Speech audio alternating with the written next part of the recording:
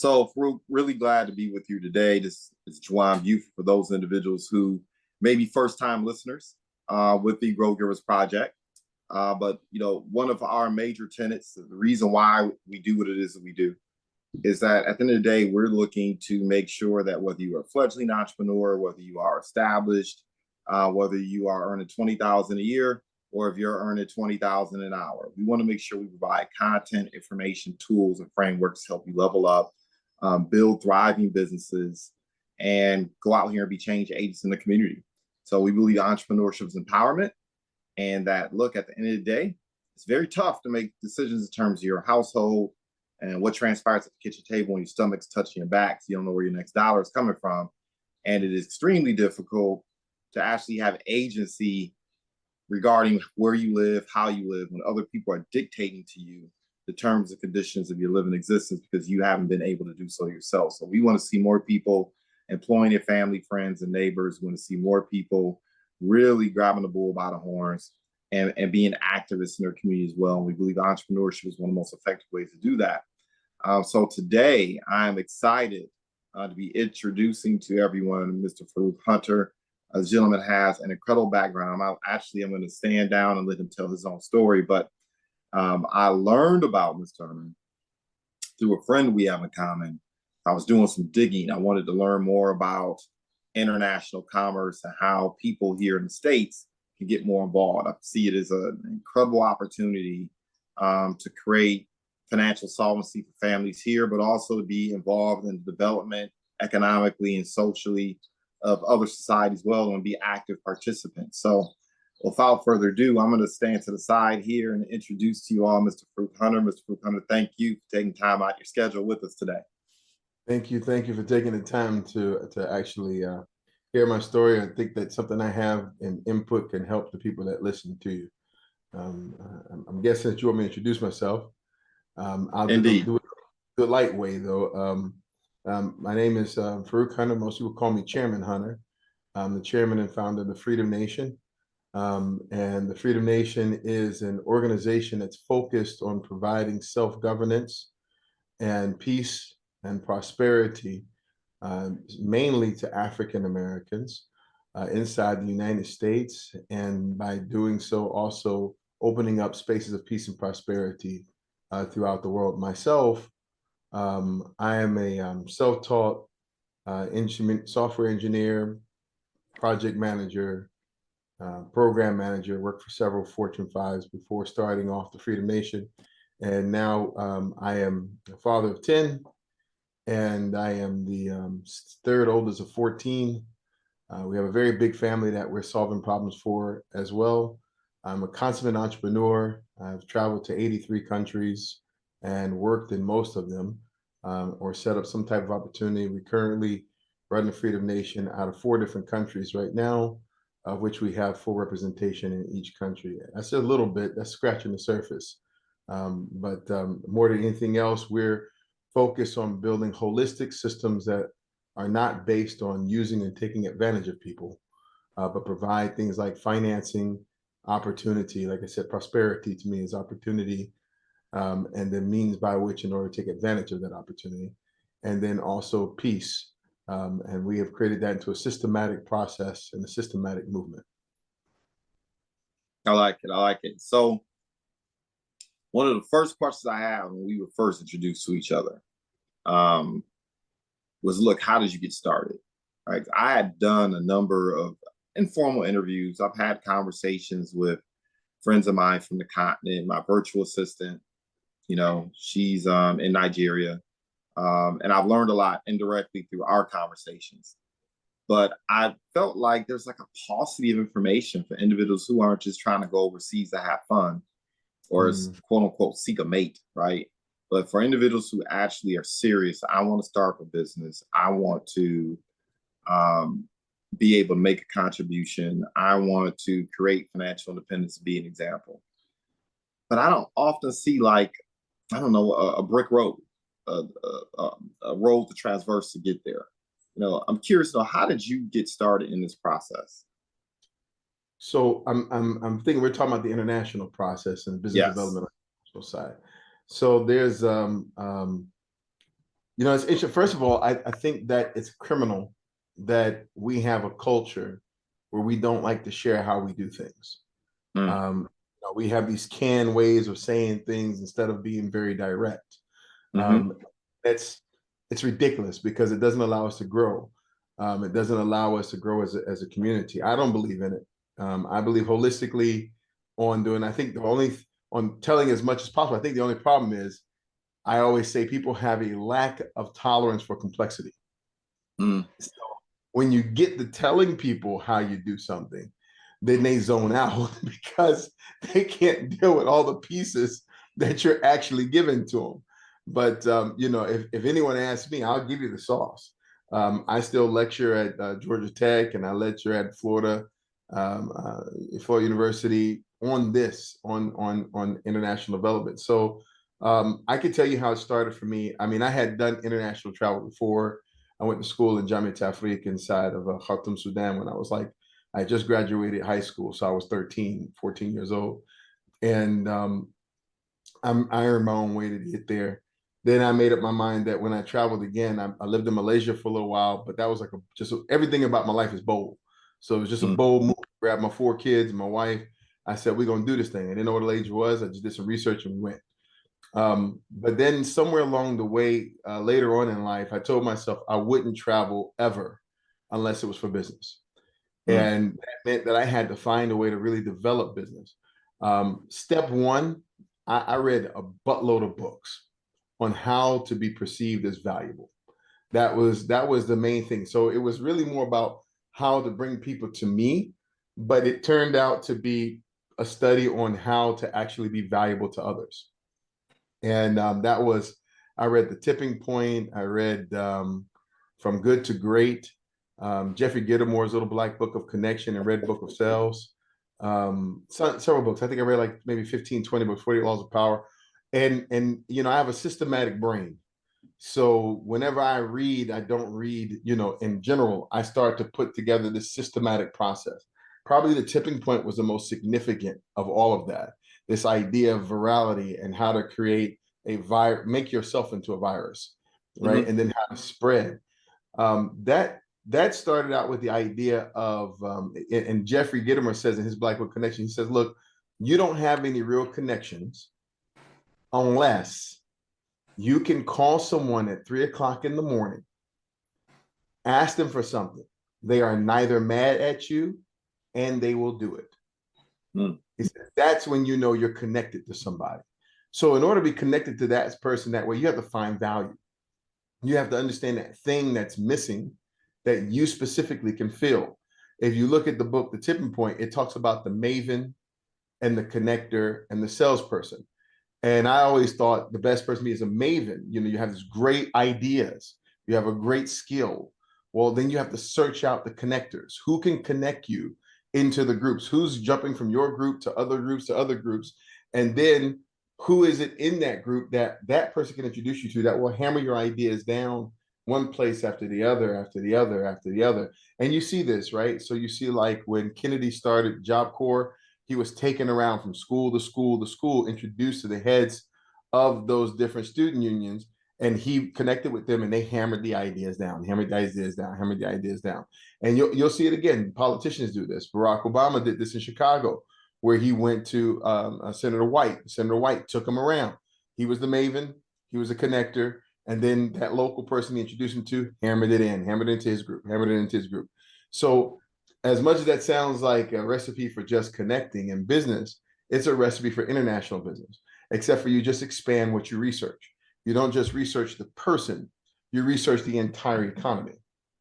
And you look at that economy and you say, okay, let's create a tier. First, let me figure out what economy is growing, has the a possibility for growth. That's a couple of metrics that are out there. That's definitely they've resolved the issue of clean water and food.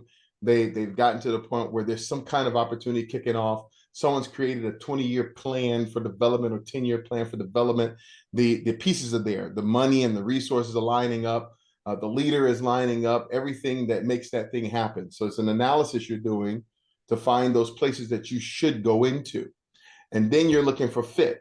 Okay, out of this initiative, like I'm in IT, so I'm looking for someone to say, we have a 2030 ITC development program, ICT development program inside the country. And the World Bank is behind it, providing money. And also China's behind providing infrastructure support, or so forth and so on. And these pieces are starting to line up, and they've got a charismatic or direct leader who's putting the hammer down, cutting out the BS and pushing the thing forward, and has created all the things that make this thing happen. So they say, okay, it's got momentum, it's got direction, it's got a plan, and it's got resources. And there's some other things you can line up and say. So one thing is, you develop your own methods of integration. Maybe they need to speak English. Maybe they need to have certain things in place. Like the thing you provide can't be provided unless something else is in place. For example, for us, we can't provide something unless there's fiber optics already laid in the ground. We need internet access. So that was from the IT standpoint. So we always look to see if those things were ready or underway or happening before we entered. Then when you get to that point, you're looking for, and this is something that I don't really talk about that much openly, but I'm going to give it to you in your program. We look for vectors of influence. So you're looking across it, and you do this before you ever leave anywhere. Before you ever decide to set out on something, people run to all these different little events and they shake hands with presidents and then they're happy about that. That's not how you do it. You're looking for vectors of influence. You want to understand who controls the power, which means just actual like raw code political power. Then you want to see raw code financial power, hardcore infrastructure power, hardcore religious power, hardcore criminal power, hardcore everything. And you want to look at those individuals and then analyze how they're tied together, break it down. And you deploy that through several different means. You find out, do your research online, you do open source information you grab, you call people up, whatever. Once you start looking at this spider web, look at who's connected to who, look at the overlap, and then look at how you penetrate through that overlap. This is the real sauce. I'm telling you the real way to do it, like not the BS way, the real way. You look at the real sauce. So if you find a guy, let's say you are selling IT services, you find that there is a 2030 plan towards implementation IT for all throughout all the universities and schools inside the country. You're going to need to look at the academic sector. You're going to need to look at the political sector. You're going to need to look at the business sector, the financial sector, and you're going to need to look at everybody who's putting money in from an external donor or lending sector. Once you figure those people out and who those are and what that mix is, you say, who can I touch? Well, maybe he's got a knucklehead kid that likes to smoke weed. And I got a cousin that goes smoke weed with that cat. Okay, so I'm going to go travel that country. I'm taking my cousin with me, right? And that it sounds silly, but it's very, very real, right? And then you map out this interconnection of human beings. And in the process, you define your value. Maybe I'm here to educate that kid of that rich guy so he can go after those contracts and I can be his SME, right? And that's where I fall. So now you've created value, and now you're looking for those connectors to push you through, and they'll introduce you to person after person. This was the same method that was used by what's that guy's name? The billionaire guy talks too much. He was on the billionaire show about reality show about making a billionaire.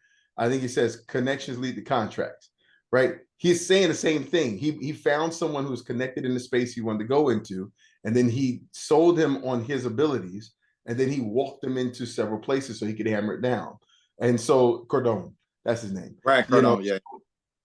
Same method, but you're using it on a mass scale, and it's knowledge information that you're using as a map, and that gets you what you want. I could tell you a million other things. I could feed you a lot of crap, but that is the real way that you get in and you do some amazing stuff anywhere in the world that you see fit.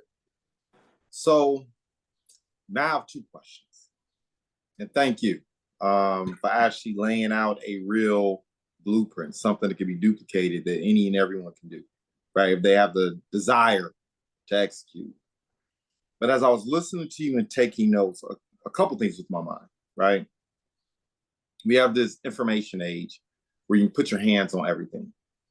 But sometimes it's difficult to know what's legit and what isn't, right? What's accurate and what isn't. So I understand this piece of, look, when you walk into any ecosystem, I just kind of look at it like a chessboard, right? What are the pieces? How do they move? what's required for me to get to my objective and goal, right? And so a lot of this makes a lot of sense, but I guess where I would have anticipated myself having difficulty with it is what resources are actually trusted. Like, where do you actually go to begin your research? So I understand this piece of becoming more valuable, but okay, you've learned your value prop, you've learned how to articulate it. You've begun to identify places where there's a need or an appetite for what it is that you do. Now, if you need to do some surveillance, if you need to do some research, if you will, right? What are the trusted resources? How does a person go about that? So there's two parts. First of all, I want to hit on this concept of value prop, your value proposition. Okay. I do this thing. I picked it up from somebody else, but I've done it several times at universities, and it's really valuable. I always tell like a bunch of kids, I say, look, I'm saying kids because I got gray in my hair. I tell a bunch of young men and women, come and sit down, and I take $5 bill, and I give a $5 bill to 4 people. Bop, bop, bop. Each one 4 people. I say, look, it's your money. You can either go out to get a burger, not in the United States anymore. You can go out and get a soft drink because you can't afford a burger $5 anymore. You get a soft drink, and then I say, you got anybody wants to come on down and give them your pitch. Give them whatever you feel your pitch, however that elevator pitch, that whatever you've been taught, that blah, blah, blah, and see if they'll give that $5 to you. And I have never seen anyone walk away with that $5 to the folks I handed it to. So then I on the backside, I talk to them about creating value, about how to really create value, right? It's not selling you, it's solving problems of other people. So then I take 4 people again, and I take a $5 bill, and I rip the $5 bill into 4 parts. And then I give each part to one of the 4 people. And I ask anybody who just listened to me, can you figure out how to get the $5 from these 4 people? Typically, there's one young individual, smart person in there that gets it. And he'll come down, and the solution is simple. Hey, what you have in your hand is worthless. Let me give you $1 for it. Right? So you see how that works out, right? You make $1. I didn't tell you how much money I was going to make. I didn't even tell you what I wanted. I didn't one single time say what I wanted. I didn't verbalize my value. I just simply materialized my value to you according to your issue, your problem, what you got going on.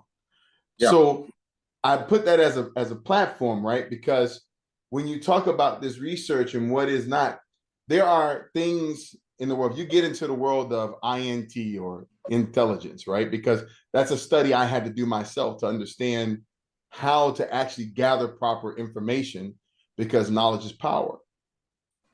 And I realized that there's actually a framework for it. There's a framework for intelligence and gathering information. So one is called OSINT, OSINT, open source intelligence. What that means is everything you can grab online. And it's a scientific method at that point. Scientific method says you throw out your hypothesis, you try it, you test it, whatever comes back true, whatever proves false against the real world is false. Simple. Validation is truth, right? Even if there was 30 of us in the room and I said, what color is this? And 28 said purple and 2 said green. If I'm there to sell you on something, if I'm there, I'm not going to waste my time trying to convince you it's green. It's purple, right? Why? Because I'm trying to get in touch with those 28 people. I'm trying to get in consensus with the group to understand where they are. I'm trying to see what they consider as true information, right? And then information doesn't decide my decisions. Information just simply gives me what I need to make better decisions, right? So OSINT is one, and that is really founded on the concept of identifying people, places, things, time. Okay, those are the key things. Who, when, what, where, why, how.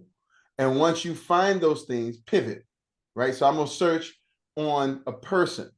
And then I'm gonna search, I'm gonna look inside that thing I search, and I'm gonna look for the names of places and things and companies and initiatives. Then I'm gonna search that, and then I'm gonna search that, and then I'm gonna search that, and then I'm gonna search that, and then I'm gonna look, because the information always loops or back around on top of itself.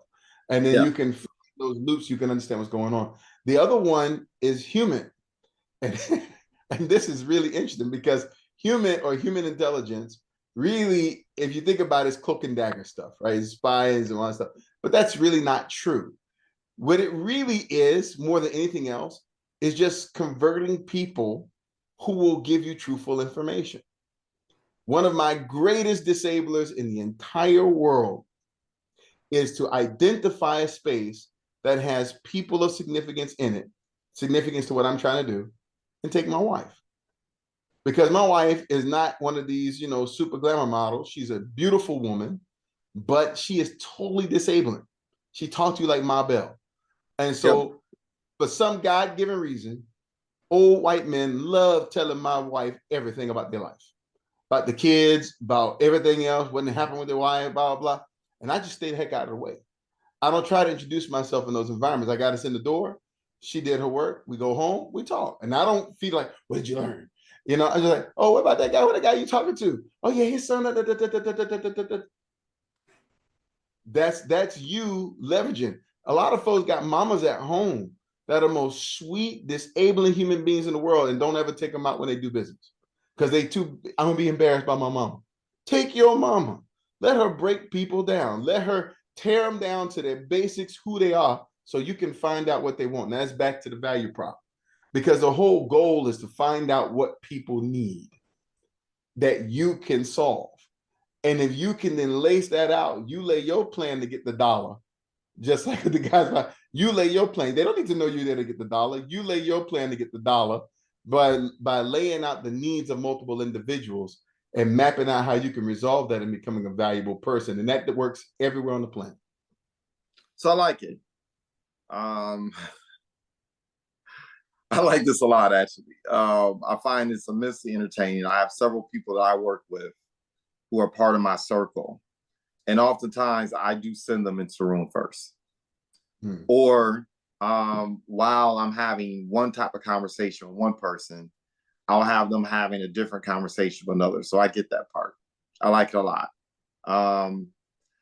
Basically what I'm hearing from you is preparation.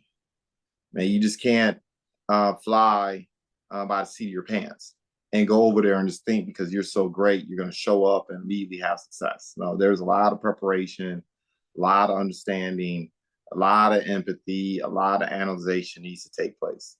So I love that. I guess to kind of help individuals like myself who are deeply interested, I may even have some of these relationships. I'm a firm believer of, look, avoiding things too, right? You don't want to have to learn everything the hard way. When you were beginning your journey in terms of saying, hey, I'm going to go over here, I'm going to establish business, I'm going to establish enterprise. What are some of the errors you made? What are some of the challenges that you encountered that maybe you didn't anticipate? How did you overcome them?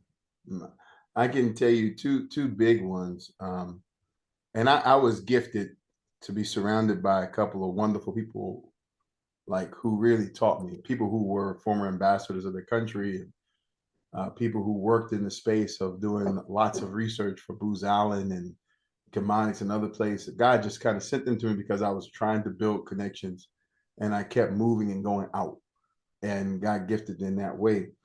And what I found, like I said, I didn't expect to find, but one of the mistakes I think I made early on was, well, there was one.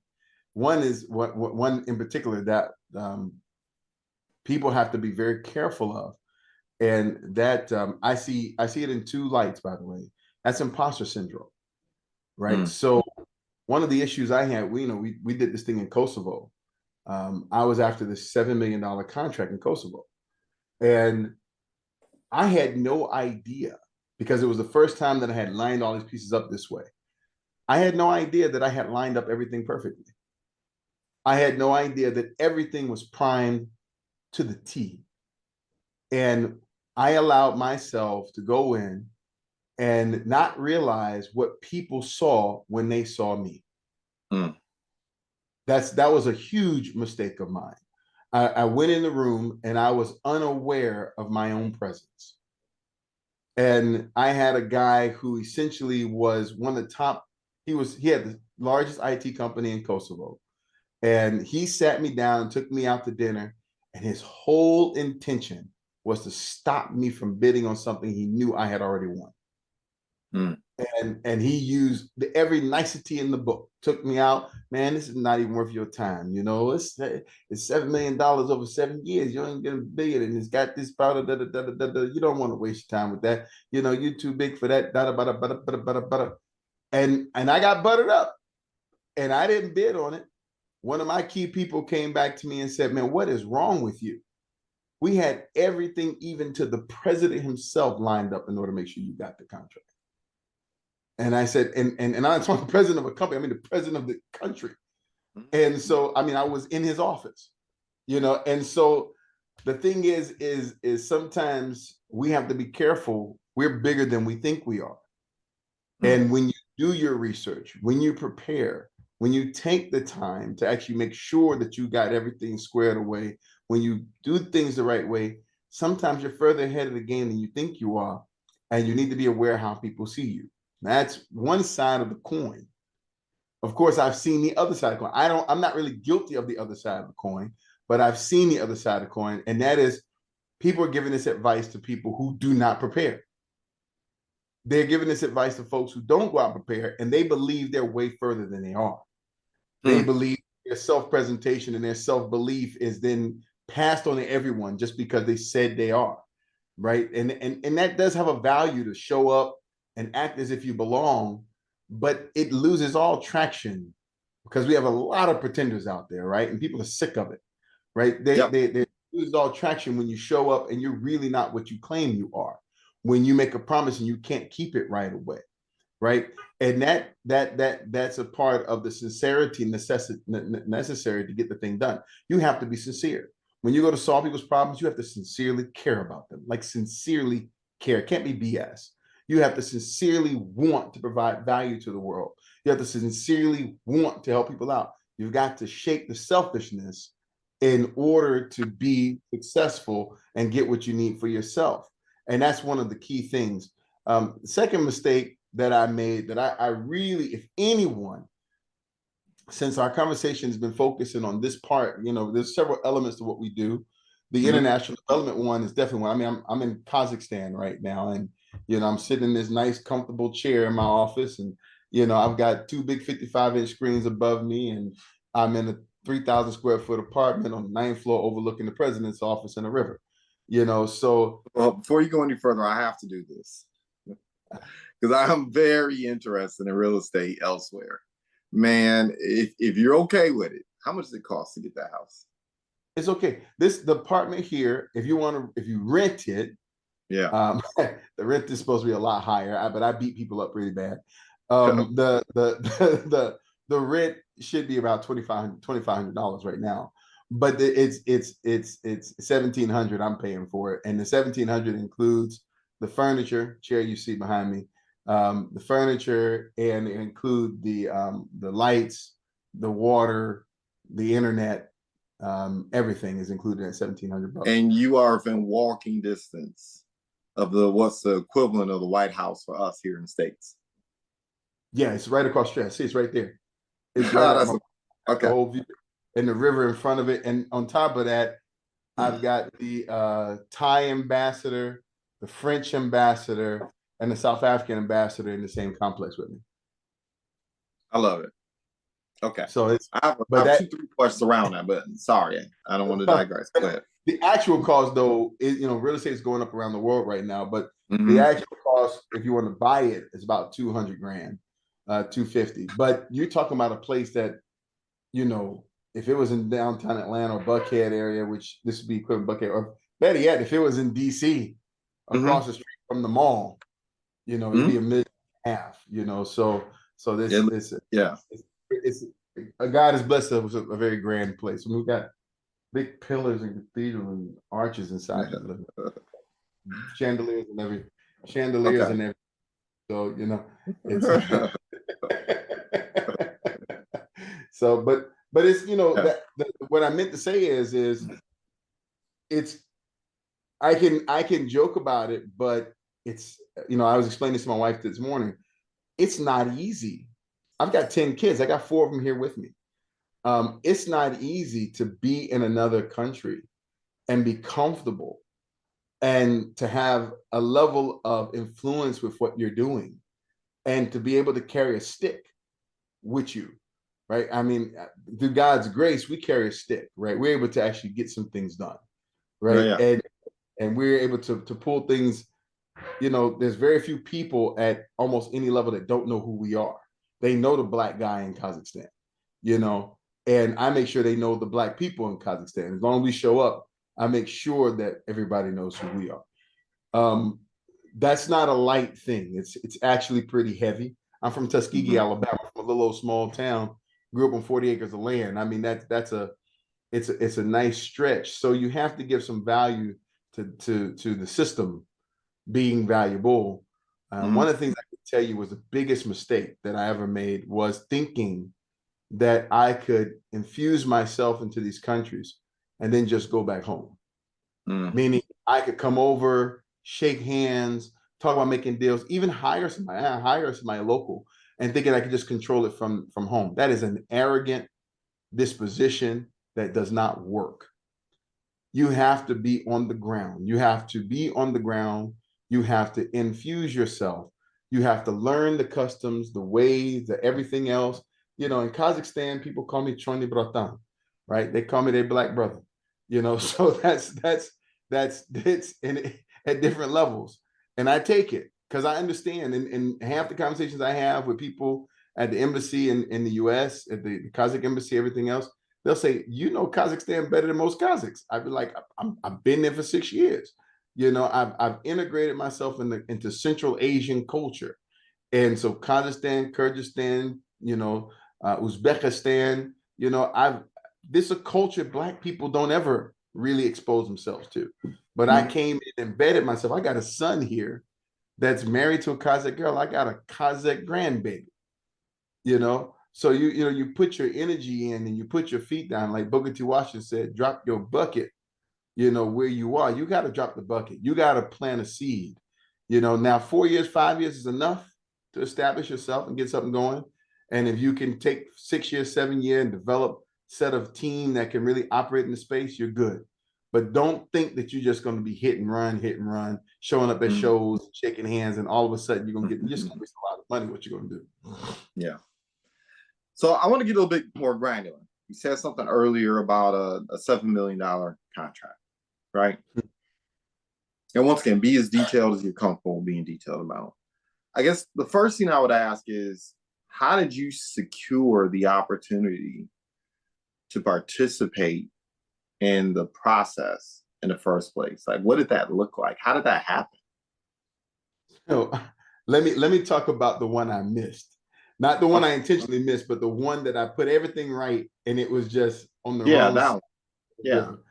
I was in Moldova, in Chisinau, Yeah. and we had done all the work, man. I'm talking about we understood the CIS countries and where they were going and what was happening.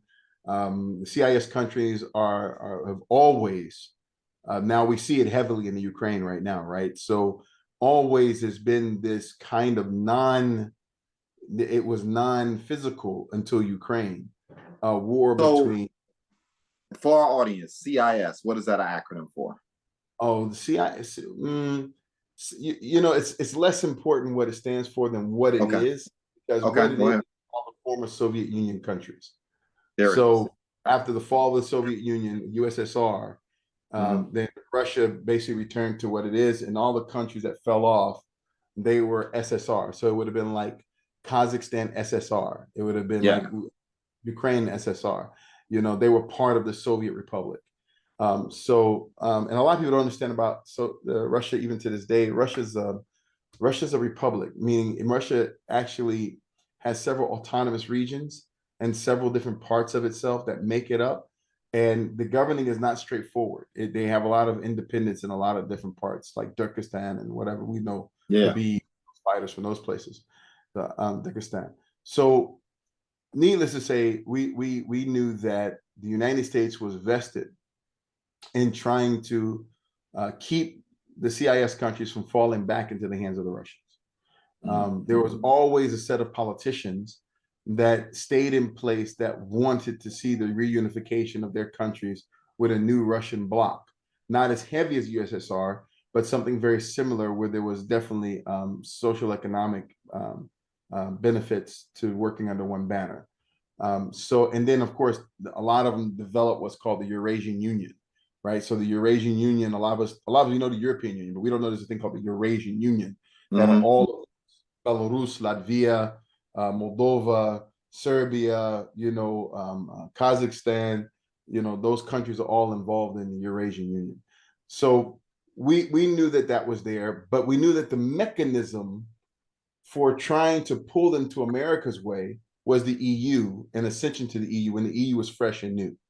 So the EU has 5 tiers that you have to fall in order to get in, and each tier is very expensive, extremely expensive. It's capacity you have to create in your country in order to be able to ascend.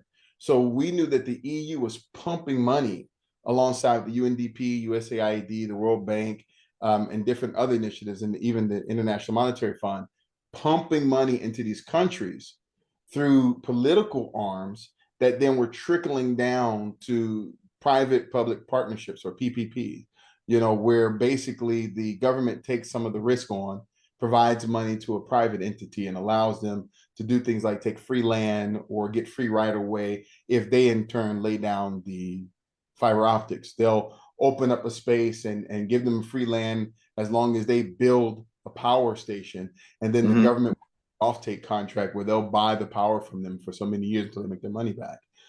So we knew these deals were going down, okay? And they were going down fast, and you can track the money because you can track where the money's coming from. It's coming from the EU, it's coming from here, it's coming from there, and you can see the numbers in the annual reports. And you can also look at the World Monetary Fund, and then the World Bank has great reports on all this stuff. So we were there, and we knew that we had to follow the flow of money. First, we need to establish ourselves. So we were given a resolution on the people to meet, like who to meet in order to validate ourselves. We went in. That's actually when I met, what's the lady's name from North Carolina who just ran for president against Trump in the primaries? The lady who's the UN ambassador. She was the governor of North Carolina at the time. So I met her then. She was in Moldova. She had a sister city, like kind of sister state relationship with North Carolina and Moldova. We met with the American ambassador to Moldova at the time, who was a really good guy. He really was a really good guy. But all of this was facilitated by the Moldovan ambassador to the United Nations, who was at the time a part of the World Trade Center. And then, I had worked my way to the board of the World Trade Center. And so we were using that to leverage relationships. And we brought him in, we created an advisory board in order to bring these talents on so they could advise us how to navigate these spaces and these people. What we did is we knew that Moldova had also been the site of the first internet revolution. So, we talk about the Twitter revolutions and the Arab Spring and all this kind of stuff. The first one ever was in Moldova. And as it said, it wasn't really so much a Twitter revolution. It was a Yahoo Messenger revolution. Yahoo Messenger. And I remember going into Chisinau, and I'm riding Chisinau, and the ambassador saying, we look at the president's office and we look at the parliament building. They're both burned up and they're repairing them. And he's like, oh, we're doing some repairs. We're making this more beautiful, blah, blah, blah.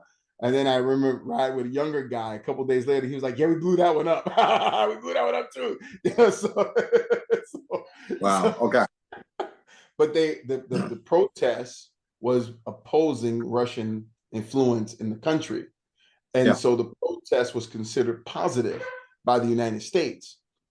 And because it was considered positive by the United States, there have been certain people that have been geared from the prime minister to come in that are Moldovans with a U.S. background that was being led by the USAID. And how do I know that? There wasn't no trickery around that. We met with the head of the USAID, the head of mission, and he was a great dude. And I like him. He's still, but to this day, he's working in Africa now. And he had actually connected several people to create this trifecta of women, 3 women, that could implement ICT policies and infrastructure in the country, and then in turn create business policy. So that's the other thing. You need to learn how development works, right? You need to learn what goes before the other, right? And you have to read. So in Latvia, they implemented the internet, and by implementing, and in Belarus, by implementing the internet everywhere, it opened up an entire business market, and it was one of the hugest, economic enablers. So other countries were following their path, and we knew where the fiber optic goes, the opportunity goes. And so we were looking for the fiber optic money. Who's packing the fiber optic money? And then we looked at the path of money and whose hands it was in and who had to approve for it to be spent out. We don't do fiber optic, but we wanted to be involved in, we knew the path. Fiber optic, data centers, internet companies, people have a need for computer stuff. So we said, Yeah. okay, let's get on that. Let's get on it from the core. Let's follow it all the way through. Let's come in as an advisor and a consultant at those levels. Let's look for the little money, right? The technical assistant dollars, because a lot of people know most countries can give away $10,000 to $50,000 in technical assistant money to a contractor without running it through an RFP or any tender.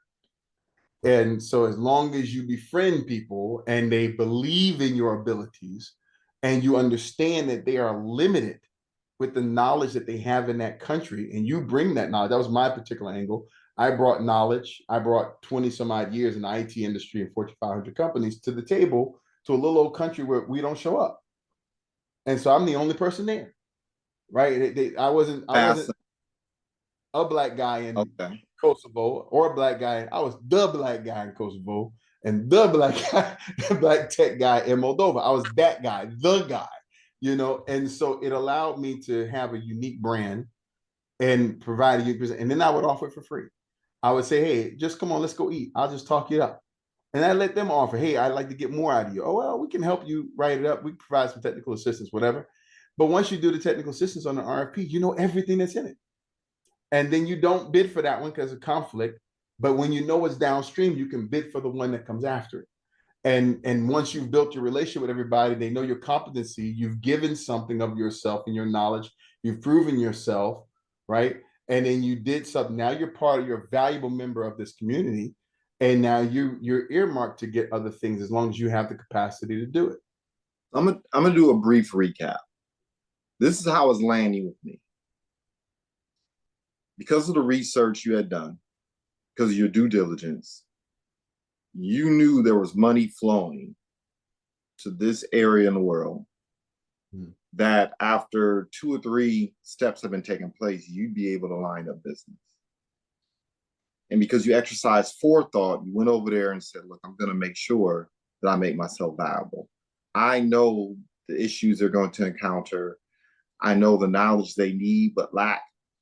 I'm going to come in here and I'm going to jab, left cross, right? Something that Gary Vee talks about. I'm going to give it away for free initially, just so I can be involved in the process, be credible, earn their respect, earn their trust, and they can know they can rely on me. So I'm basically going to be a curator of the process. I know where this process ends. I'm going to be there at the finish line. And now that I have all these relationships, right, I'm going to be able to secure the bag, so to speak, as I hear people say, secure the business, right? That's what I'm hearing, right? I guess for the listening audience, to make it even more simplistic, the way I look at it is, I want to set up an apartment with a swimming pool somewhere. The ground hasn't been laid, it's wilderness. But I know there's money coming into a country where they're going to be putting in roads here real soon. They're going to be putting in plumbing in here real soon. They know nothing about it, but I do. So I'm going to get involved early. Now, I'm not interested in plumbing. I don't lay roads for a living. That's not what I do, right? But I do understand the process. I understand what's going to be required to execute the logistics, et cetera, et cetera. So I come in and I do those things. And eventually we have plumbing, we have facilities, we have roads, we have all this, the whole 9 yards. And now because I've earned this trust, I've been involved in facilitating the process, et cetera, et cetera. Now when it's time to build the condo with the pool, I'm the one that's going to get the contract because I was there from the beginning. But more importantly, I knew where the money was flowing. I knew how it was going to flow. I knew what the process was going to look like. And so that's how I was able to earn my way in. And that's what I'm hearing when I'm listening to you. It's not like heavy-handed, I'm the best of all time. I have all these gifts and skills, and you need to just let me do A, B, C, and D. It isn't going to work that way, right? Yep. That's, you know, in a very simplistic way. That's what I'm hearing, right? Yeah. And you can just apply that thought process to anything. I love it. Here's something that's I find very striking, right? And even for me, a person that has always been surprised by how accessible decision makers are and how accessible people with power are, right? I've sat down with heads of states. I've sat down with heads of universities. I've sat down with heads of corporations, shook their hand. But even with that experience that I've had, I'm listening to you. And I don't think people understand how easy it is to get into close proximity with power and decision makers and people who do things. And it's for you, it's like, you don't even have a lid. You're like, I'm about to meet these people. I'm going to greet them. I know I have solutions and I have no inhibitions about engaging them. I'm just listening to that. Right. For most citizens, it is completely out of their framework to even think about the possibility of being in a space where you're at, where you're surrounded by that much power and influence. Mm-hmm. Right. And for you, it's just like, this is what I do. It's not a big, you know, I'll tell you, I was at, what do you call this? Black Enterprise. So they did a feature on me in Black Enterprise magazine one year. It was like 5-6 pages. And that gave me the opportunity, and that's a whole story too, but that gave me the opportunity to show up in San Diego at their golf and tennis event. And, you know, that event was just filled with CEOs, filled with actors and performers and everything else. And it was amazing to me is that when we sat inside the banquet, which we did like 2-3 nights while we were there, the stage was only that high off the ground. And so when the barge came out and MC Light and Dougie and everybody else, they were on the stage that tall and everybody was this close, you know. And the reason why is because who was in the room? These were people that Dougie wanted to be able to meet because his money was in that floor. Like, I'm not talking the money for the night. I'm talking about 10-20 gigs is on that floor, you know, that he can get invited by the CEO of Pepsi, who was there, you know, to do a big gig. He could get invited by, you know, Tom Joyner, who was there to go do something. They were all there. So I remember Kim Coles, the one who did Living Single. We Are Living Single. She was I know. Yes. Kim. So she was sweet lady. She was sitting there, and my wife was there, and I just wanted to meet her because I like her. She's just an entertaining person, and I like her. And so, you know, just to show you the point, you're in this room, right?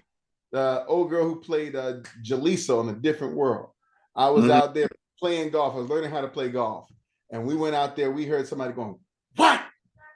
What?" And they're just killing the ball just flying down the way, and it was her. She was out there just killing the ball. And so while I was sitting out there, Cedric the Entertainer walks up out there. So I grabbed Ced and I was like, "Yo, man, let me take a picture." Yeah, it's like, I'm scared of her. She's killing the ball, man. We nudged up, whatever, and we took a good picture and, you know, this and that. And then I hung out with them, and she was sweet. She's a sweet lady. She had been doing some bodybuilding in between leaving the show and blah, blah, blah, blah, blah. So I understood that they were there because their opportunities were in that room. Right. They weren't there because they were the star. They were there because there were people that they could connect with. So they were not in a lead position. They were in a almost, I would say, a servant position, right? Meaning that they're asking, they're in the room asking. Right. And so I immediately understood that. And I walked over And I also understood that because it's corporate space, they don't know who the heck is who, right? They don't know the CEO of Polo or whatever. They have no idea. Neither Right. did I. I had people. I had somebody I blew off that day. Like the next day, I met him 2 years later with some head people from the Pentagon, and I had to apologize to him. I was like, "I'm sorry, I blew you off that day. I was so wrong for that." And he's What does that apology look like? Oh my goodness. oh that was hilarious. So well with Kim, I went to Kim and I said, I just Yeah. walked over to Kim and I said, Kim, and she said, what? And I said, look, my wife don't want to come over here and talk to you, but I need you to come talk. She said, where's she at? And she got up and she went and grabbed my wife and they took a picture. I don't know, Kim, but I understood the flow of the room. I understood why people were there and how they would respond. The Mike Roberts, who is black billionaire. Mike Roberts owns Roberts Hotels all over the place. Mike owns tons of towers, the 5G and 4G towers for T-Mobile, stuff like that. And you're in Detroit, so you got to know Mike because Yep. Mike got a big hotel down the way. So Mike put me up in his hotel. He always put me in the president's room when I go to that hotel down there, right? So I met Mike for the first time, and I was just sitting eating breakfast. And he came and he said, I had no idea who he was. And so he came and sat down and he was like, yeah, I got some Muslims that come to my hotel and stuff. Y'all brothers are good, blah, blah, blah, blah, blah. And I was like, but my mind was set on something else, right? So I'm on something else. I'm just trying to eat and move. And it's weird when a person who's not Muslim says assalamu alaikum to you. So he said assalamu alaikum when I left. And I was like, oh, okay. Yeah, well, take care, brother. And I left, right? So offensive. And my mind was just somewhere else that day. So then we at Beautiful's restaurant of Cascade Road with a bunch of guys who are generals sitting around a table with Mike. And the guy who introduced me told me to come down there was the direct assistant of Prince Walid bin Talal, the 35, $40 billion guy who flies around the big jet with the big palace seat inside the jet. Yeah. And so they sit me down there. And of course, people don't know that, right? You're in Beautiful's on Cascade because across the street is where Pastor Durley's church is.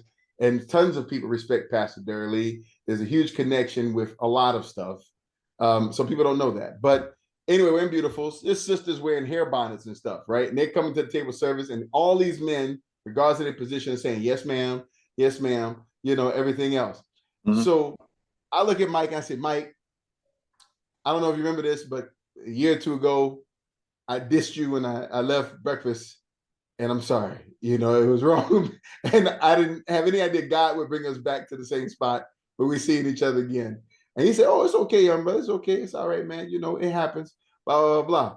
So we were walking as we left out of that restaurant, and we were parting ways. He looked at me and said, assalamu alaikum. And I said, wa alaikum salam, Mike. Oh, he remembered. That's cool. A lot of grace there. He's a beautiful person. Him and his wife and his family, I love them very much. They're very beautiful people. I've become very good friends afterwards. I just sit underneath him. I'm not his peer. I'm underneath him. So for individuals who are, I imagine, critical thinkers who are serious, I know for me, I've taken 2 pages of notes. But who I'm really thinking about, I remember, gosh, it's on June, so it had been maybe February, January. Man, I had 2 exchanges that were so unsettling to me. I was talking to, in each instance, 2 brothers, 2 African-American men. And I was talking about my interest in acquiring real estate, maybe setting up some type of literacy program based on what I was hearing from my friends overseas. And I was just entertaining all the different things that I knew I had the skill sets where I could come in and provide solutions in those different environments, right? And I was having a conversation with them, and it was almost to the point of anger, even resentment, that I even would consider that. I remember being told repeatedly, well, you can do that. Not everyone can do that. You have the education, you have the entrepreneur experience, you have the chops, you have this, you have that, you have this, you have that. And in my head, I'm thinking, I'm not a multimillionaire yet. or a decamillion or anything close to that. All I have is just a willingness to learn, not afraid of work, respectful of people, and a willingness to take the time to find out what people need. And for me, that's it. I can start making my contacts. You added some steps to the ladder. I'm definitely going to, in my calculation, deciding what I'm going to do next. So thank you for that. But I was thinking about those men while we're talking just now, and how it was so much animus, so much resentment, so much disbelief. Like, it was almost like they were programmed to be fearful and spiteful of the ideal that these opportunities exist, right? And to this day, I mean, it was still kind of shocking. It was very much unsettling. Not to me personally, it didn't do anything to diminish my interests or desire. But I said to myself, man, is this really a thing? Is this really going on out here? Where you have people who are like vehemently opposed to the thing that, in my opinion, makes the most sense. For people here in the United States, but definitely if you're African American, it makes sense for you to get out here where you've been exposed to all these different systems, ideals, mannerisms, skills, knowledge stacks, to take your talent, skills, and knowledge to the marketplace internationally, and find out where there's arbitrage and when there's real opportunities for you to make a difference. And I'm curious, how does that land with you? Like, what are your initial thoughts?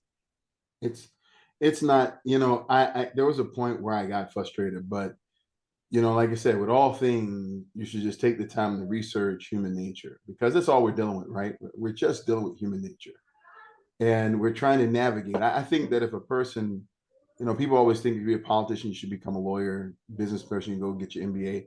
Quite honestly, I think you'd be better off taking a class in psychology and anthropology, just learning about people and learning about how people work with each other. So I'll say this in three parts. So first, I had a program called the Junior Engineer Program. It was one of the first ones in the country where we were teaching young people in a coding boot camp down in Atlanta at 444 Highland. This is before everybody else did. This is before General Assembly, before all of that stuff. We would put you up, we put you in a house, and we had like 40 students, and we would just let you code and teach you and mentor you, and then we get you a great job. While I was doing that, God sent me some really interesting people. And one of them was a senior vice president of the college board, that's in charge of the SAT and in charge of college admissions throughout the country. And he had been a president of multiple universities, and the president of another university, a good friend of mine inside of Atlanta. She said, look, you need to meet with him. I think he can tell you some pointers on dealing with these young men and young women that would help you. And so she invited dinner at her house, and I sat down with him. And then he told me about this study that they did at the university. And he said they tried to ask, because he told me, he said, your problem is going to be about exposure and the reality of what people believe is possible. He said they did a study, and they cut the data around a racial line, and they asked the students a simple thing: based on the major you have, what do you believe are the opportunities that you have for work once you leave the university? He said on average, the Black kid could only mention 6 to 7 things that they could do with their university once they left, right? If I'm a nurse, I can do this, that's it. On average, the young white kid could mention 15. Now, that sounds weird, but what he's saying is they don't know what's possible. They don't know what's possible. So caveat that into a different thing. I am, when I have a problem, I'm a nerd, right? So I'm coming from this maven space, and I had to learn how to market. And in learning how to market, I always thought that it was just soft. If you're just learning about, clicks and, exposure, brand exposure, this kind of, okay, that's great. You need to learn about all of that. But we're talking about humans, and I want to understand the human brain. And there's a thing that is the psychology of marketing, which I just think is beautiful. I have a son-in-law who has a double PhD in the psychology of marketing. And so I started taking courses on psychological marketing and what it meant to actually deal with the brain and everything else. And one of the ways that the brain works, you have this front brain and second brain, your frontal lobe, your other systems, they're used to hold responsive information. People don't know that you have a set of 10,000 synapses that reach back from your gut back up into your brain as well. And your gut stores instant responses. Things that this doesn't feel good, you start saying it. My gut goes, that's a real thing. That's actually a part of your brain actually triggering a bad response and telling you to take an immediate response. So the reason why is because our rational brain takes up a lot of energy to think rationally, like truly think rationally, to go down the space of innovation and think rationally, to break every problem down, right, is very hard. So our brain takes something, a sound, or it takes a letter or a number, and then it tries through repetition to push it to our frontal cortex. And it's in this space right here, it's right here. We process everything based on bias. And we develop these biases. And there's probably about 30 different biases that are out there, right?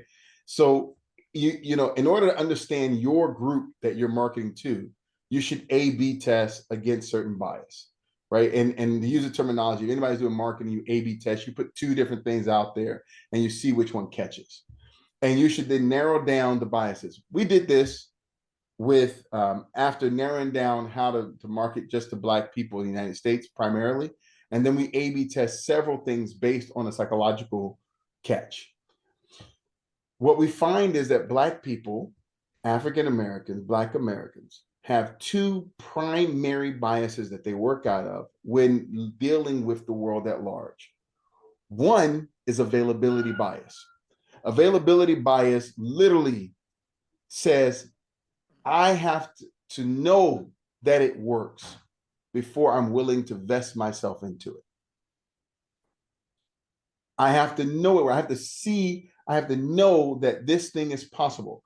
So they can only deal with the available options, because anything outside the available option, even though it might sound cool, they're not going to invest the amount of rational thought necessary to calculate and think through it. It's much easier to follow the path. So you would ask yourself, why do so many Black people look at the statistics around going to college and still believe that they can become millionaires by going to college? It literally makes no sense at all. But they're working out of what they feel works. This is their available set of solutions. They're always going to resort to it. I ask myself, why do so many Black kids turn out and want to be rappers? And not just be rappers, but try to take on what, I'm not going to say rapper lifestyle is bad, but I'm going to say personas that and all that crap is bad. Yeah. Right. But why are you looking for that lifestyle? It's because of availability bias. They're only looking at a small set of solutions, and they believe that one of these paths has to be one of theirs. Right. The other one is social proof. And it's a sister to availability bias, right? I have to see it work for someone. So I need to know that multiple people were able to do this before I'm willing to jump. And these two things are the greatest things at destroying the Black innovative mind. And when we go to see something that we don't say, man, what you doing, man? How you over there? Or even if you're successful, but you're the only one I've ever seen succeed, I will say, yeah, that's just you, man. All of us can't do that. That's the language. That language goes with the availability bias. It goes with the social proof. What they're really saying is, I have not seen, it's not saying you're the only one that can do that because you are. They're saying, I have not seen enough people do that to believe I can. And that's the social proof methodology. Availability bias says you're using a method, like they say, yeah, you're doing that, but you're the only one who can do that. That's some tricky stuff that right? But what they're really saying, I haven't seen that method written out in such a way that multiple people can actually achieve. So I now doubt my ability to utilize it. And that also is hindered. And then we go back to the first example of the 714 with the university thing, that's hindered by exposure. We are only exposed to the small group we're in, and so therefore our available solutions are minimal and our social proof is minimal. And then if you add that to, that's for them white folks, that's them Chinese people, that's them Asian people, that's them Hispanic people. Low Now, self-esteem. yeah, but you've canceled out the opportunity to Yeah. develop social proof, because you see that one of the greatest things that Black people, I believe, can do if in their process of bettering themselves is gain an understanding of the true impact, the thing that caused us to have our problems. Understand colonialism, understand slavery, and understand the core, understand the mercantile system, understand that this was an international effort. And there are multiple people of different colors in the world that went through what we went through. And we weren't special, right? We went through a unique thing, but it wasn't that unique, right? That's what I learned in Kosovo. When I saw them white people in Kosovo telling me how the Serbs came down as the cops, and check this one out, would see a man walking with his woman and grope his woman on the booty in order to make that dude fight, then beat the hell out of him and drag him to jail and probably kill him in the jail. What that sound like? Sounds very familiar. They used literally the playbook was the same. Yeah. So it's happening everywhere, not just to us. And when you do that, you stop making excuses that their examples can't work for you. You start saying, well, what is it that they're doing? What is it that's part of their playbook that they were able to implement in order to have those successes? And we don't. And then what you do, and this is the last thing I say on it, what you've done is amazing, because what you just did was you broke down, and I got to say it like it is, you broke down the Western European, what we call a white man, his greatest tool, which is to divide and conquer. And the reason he divides and conquers you is to limit your options so you don't even feel like you can grow. So that's what I got to say about that. And it's something that you can help some people with, some people you cannot help with. And the only ones you can help are the ones who are open to actually being helped and want to open their mind. Fair enough. So, man, there's so many questions I can ask, but we're on borrowed time here. So, wow. For individuals who are just getting started, who may be listening to this and say, you know what, I've heard enough. I'm at the very least willing to explore my options, think outside the box, be aware that there are opportunities out there that I just may not be aware of. So I'm going to start, right? And I guess I'll kind of begin to end where we began, where you talked about the books that you read and some of the suggestions that you posited in terms of what people can do to be able to be solutions providers, be viable in any marketplace. Where would you recommend people start? I wrote down some of the titles, but are there any books that you can recall? I know Tipping Point, you really went in on that one, so I'm definitely going to be reading that next. What are some other things you'd recommend? Jeffrey Gitomer's Little Black Book of Connections.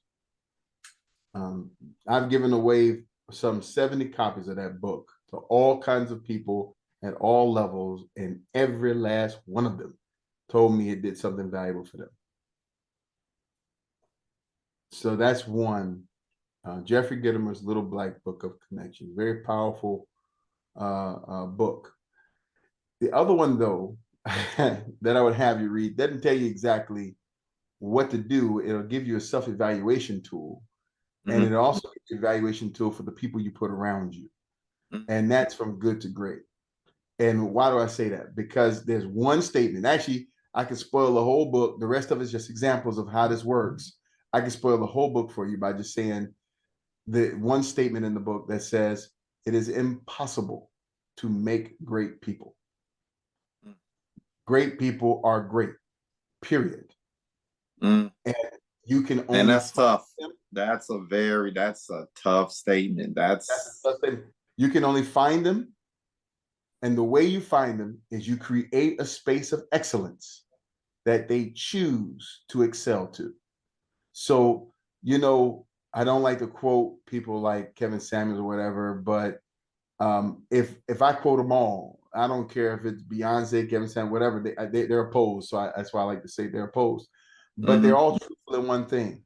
Before you talk about pulling people to you that are amazing, become amazing, Yeah. right? Like actually do something amazing. The book that I love to read, the person's story I really love to, and people won't agree with me on this. I love Arnold Schwarzenegger's book. His Mm-hmm. most current autobiography is amazing. And why? Because he lived 3 lives, right? I mean, he was a professional bodybuilder at the highest level, right? Mm-hmm. And after becoming a professional bodybuilder, like you said, there was nothing else to achieve. So I moved on. Then he Mm-hmm. became a top level actor, one of the biggest action stars of his time, right? Then he became the governor of a state, and it was illegal for him to run for president. You see what I'm saying? So he reached Mm-hmm. the height. A governor is the highest level you can go. So what did he do?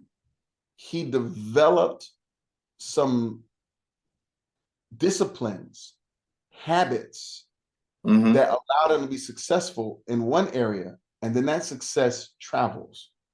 So the main thing that I would tell anybody, like the core thing is, whatever thing you're in, the word pivot means to keep your foot where it is and just Yeah. slightly turn a little bit. Pivot Mm-hmm. don't mean get up and walk away. So Mm-hmm. whatever you into, work that thing until you get to the top of success of that thing.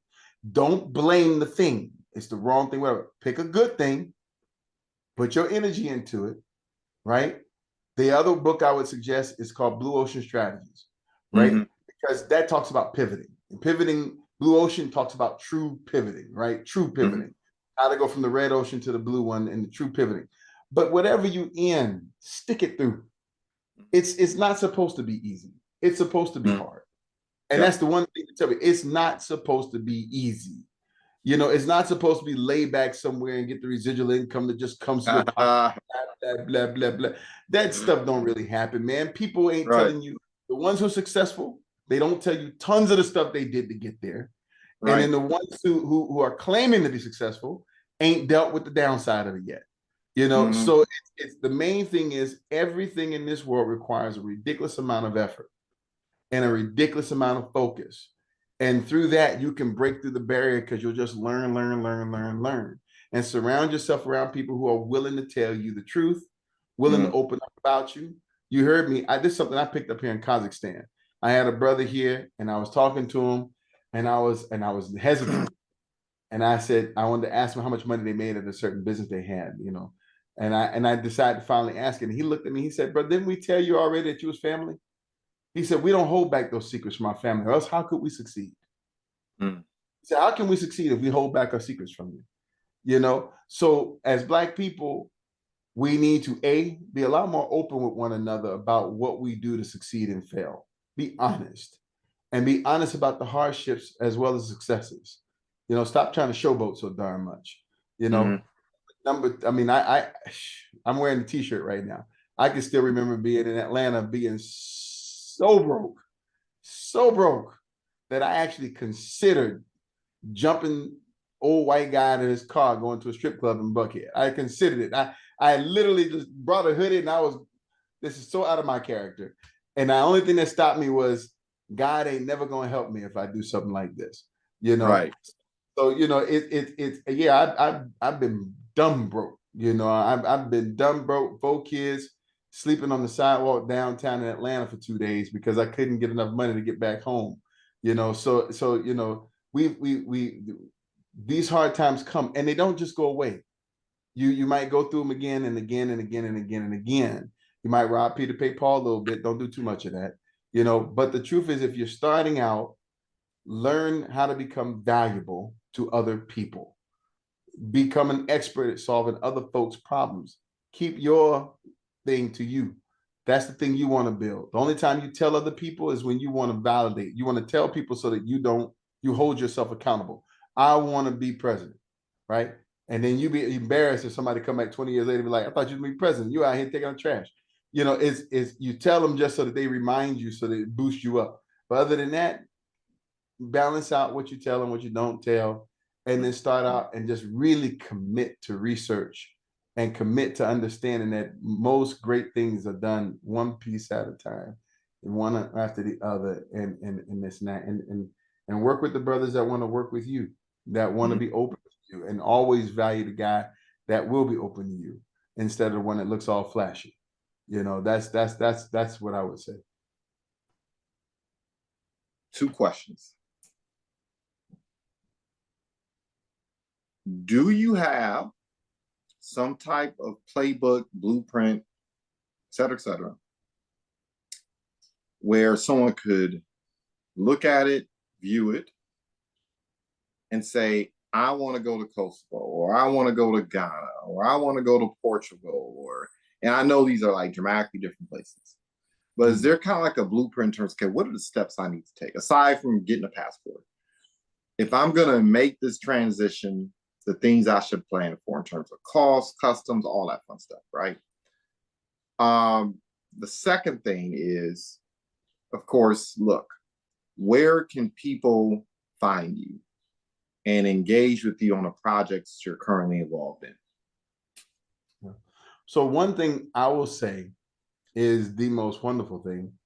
Of course, like I said, we run a Freedom Nation, and we're all about helping people to get to these levels, right? Whatever they need for whatever they want to do. Right? When we fill out an application to become what we call a citizen, a member of the Freedom Nation, we ask you, what's your story? What's your goals? We want to know your goals. We actually fill out a freedom plan so that you know where you're going and how we can help you. But we're completely all resources, all access committed to our members. Like we really, really are. We treat them as family, and our members have been with us for quite some time. They come to us to build businesses. They come to us to build homes, to buy land. We have 205-acre all Black community in Hancock County, about 45 minutes outside of Atlanta. And we're constantly building there. What I would suggest is apply. Go to freedomnation.me. Do your research on your own. Don't do anything, on the spur of the moment. We encourage that people take their time, watch the videos, listen, read, research, develop trust in what we're doing because we've put our life into it. I put my life into it, right? And join the Freedom Nation. I would apply to Freedom Nation. It's the simplest thing you can do. $250 a year is all we charge. And that's just so that we can hold our annual events and do stuff like that. But once you're in, we're completely dedicated to you. Anything you tell us you want to do, we won't let you forget that you said you wanted to do it. We will hammer on you. Recently, we started our AWH service, which is our automated wholesale service. We're actually building Black wholesalers, and we're doing it at an amazing rate, but it's because we're leveraging all these years of project management. We're leveraging what's called JIT, or just-in-time inventory practices, by being here on the border of China. We're on the border of China. I just came back 2 days ago from Uzbekistan. One of our companies is selling towels and sheets. And so I was down there getting towels that so soft, you just rub them on your face and you just feel like you're in heaven, but learning the manufacturing processes. I was at the houses of owners of factories and stuff like that. 3 days ago, I was in a factory sitting down, having a conversation on how we can allow our people who sell t-shirts and do amalgamation on the t-shirts to design their own t-shirt. I don't mean design what goes on it.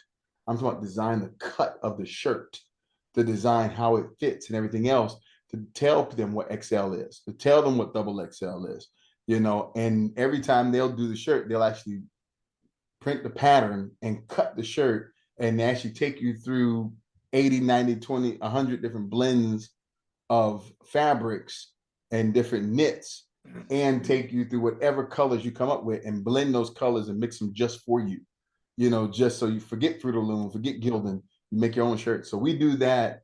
We go to those factories and do that for our citizens. They pay $3,500 to set up their business, and they pay $10,000 in a credit line in order to run their business. And we do it so well that we keep them going and we keep the businesses going with just that investment. And we give them guarantees that they won't lose money. We'll pay down any credit line. And they can also do things like buy a house, their home with the earnings. And whenever things don't go well, we pay those payments for them anyway.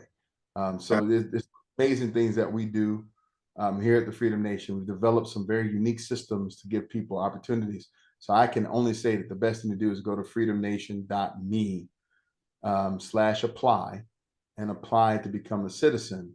It's a process, but it's worth it. And we really do look out for our people. I love it.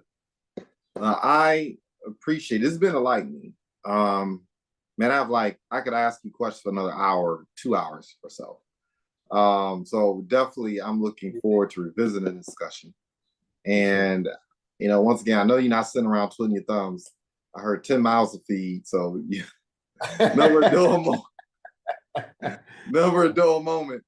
And, obviously, well, the hold on. ability to actually. Now, I ain't trying to go to bed and make number 11. Okay.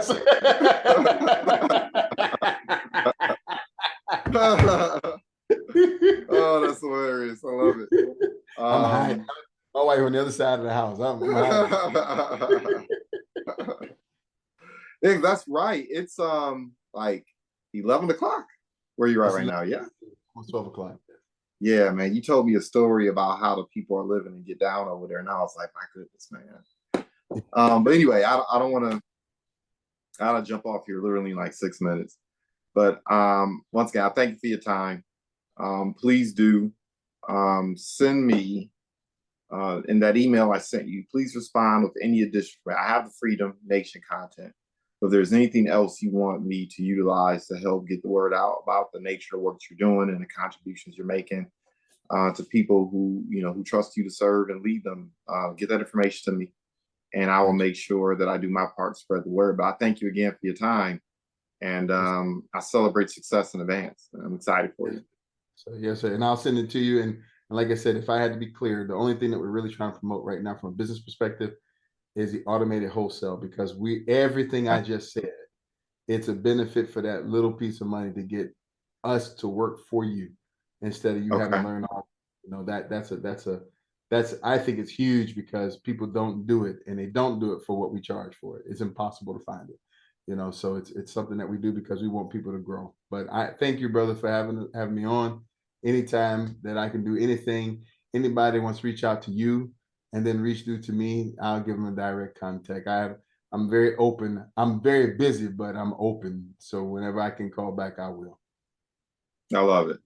But thank you again. And of course, for our audience, look, the world wasn't simply built by exceptional people, but people willing to do exceptional things. You can do it too. Go out and build something. And, we celebrate success in advance. We don't believe in the hope things work out for you. We already believe it's already done. Just get out there and make it happen. And thank you again for your time. Yes, sir.